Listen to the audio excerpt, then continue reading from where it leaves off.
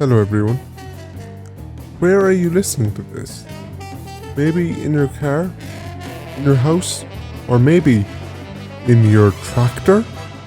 Well, in the off chance that you are in your tractor, you will likely have heard of the following two terms: the 3-point hitch and, giveaway here, Massey Ferguson. To take you to our subject for today, I have to take you back in time to the 4th of November 1884 in Growell, County Down, in what was, at the time, the United Kingdom of Great Britain and Ireland. In a house owned by members of the Plymouth Brethren, a religious group that had broken away from the Anglican Church, Henry George Ferguson, known to most of history as Harry, enters quietly. And the world he enters is tough, to say the least. James, Harry's father, has 100 acres. This might not seem much to you and I, but don't forget, this is 1884 we're talking about. No slurry spreaders, no combine harvesters, and no tractors. We'll get to them in a bit. So who does the work? Harry. We'll call him Harry. Day in, day out, forking out the dung, sowing the different crops, and harvesting, all done by young Harry Ferguson. Most importantly, all done under the watchful eye of his father, who, as we'll see, is not the warmest, kindest taskmaster to ever walk the earth. On top of that, Harry isn't exactly what you'd call well-built. His slight figure is evident to all that meet him throughout his life, and this surely makes the toil of farm work even worse. Dawn to dusk, scything all day. It gets so bad that Harry once declares agriculture a wasteful and inefficient use of human effort. In fairness, was he wrong? This stubbornness that is not only inherited, it seems, from his father, but amplified by his back-breaking farm work, occasionally spills over. In his schooling at Drumlock Public Elementary School, the most explicit case of this spillover happens. As was the custom of the day, a classmate receives a rather harsh punishment. However, the young Harry decides enough is enough and tells the teacher as much.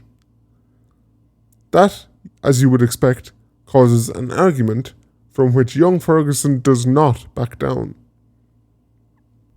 So much so that the disagreement is taken to the headmaster, all with the final result that the, spoiler alert, future inventor of the 3-point hitch is expelled from Drumlock.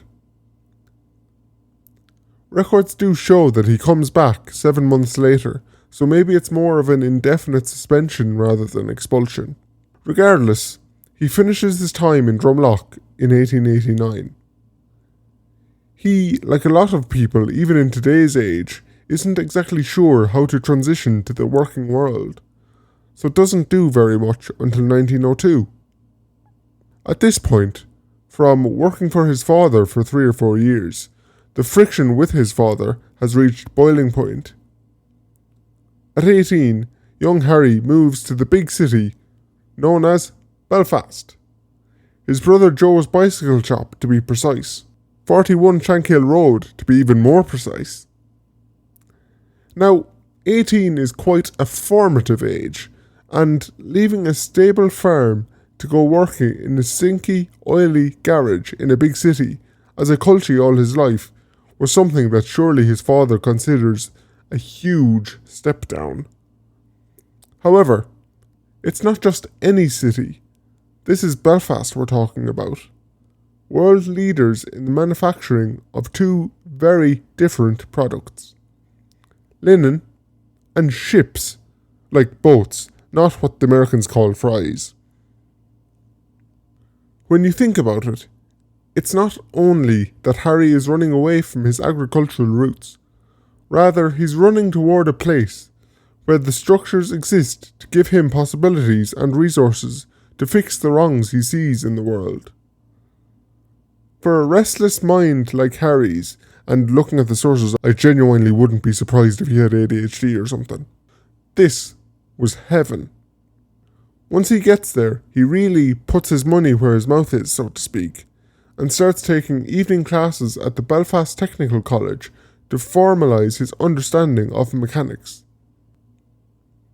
Quickly, once this course is done, Harry realises one of the tricks of the trade of business. Publicity is number one. People need to know that they should go to Joe Ferguson's garage before anyone else's. How does he do this? He takes some of the motorcycles lying around in that dusty, oily garage, fine-tunes them, and starts putting them on racetracks. He pushes these primitive, wild, frankly dangerous machines to their absolute limits, and quickly earns himself the nickname, the Mad Mechanic, among locals. But we've already seen how Harry's brain works, and how he jumps from one madcap adventure to the next. As proof of that, he very quickly tires, pun intended, of this motorbike gimmick, and moves into literally the cutting edge of technology. He trades the roads for the runways, the ground for the sky. Now, as you can imagine, this is not the cheapest hobby to get into, nor the safest. This, unfortunately, begins to cause a bit of a rift, in a business sense at least, between himself and Joe. Nothing, not even financial or familial ruin, will stop Harry. He plunges out on a limb and, in 1909, is ready to test his ingenuity. Within 6 weeks, the Ferguson monoplane goes from brainwave to reality. The components? A motorcycle engine, a wooden body, and Dunlop-sponsored linen wings. And this rather rickety-sounding contraption is the very first to enter Irish history books. On the 31st of December 1939, at Hillsborough Great Park, Henry George Ferguson, known to all as Harry, achieves the first ever powered flight on the island of Ireland, flying 130 yards at 15 feet height. Pretty cool, huh? However, he wasn't always successful at staying airborne. McGilligan Strand, only a few months later, is the site of his biggest crash. Surprisingly, his only injury of note was a concussion, albeit a severe one. Given that it is his only major crash, when you really think about it, his prowess in this field is astonishing. You have to remember, what Mr. Ferguson is doing is trial by error engineering with no blueprints, instruction manuals or textbooks to follow, and his life was literally at stake. It was, you could say, a learning curve. If you know anything about world history, you might see coming what I'm about to say. Harry's aviation career was abruptly cut short, not by his death, but by, as I've heard it described, an Austrian being killed by a Bosnian in Serbia. World War I. And actually, that is where I'm going to leave it for today. Come back next week for part 2 of the life of Harry Ferguson. Comment what you like or didn't like about this episode. Follow me at Liam Blake Podcaster on Instagram, and, most importantly, tell everyone about the History and Heritage podcast. Goodbye.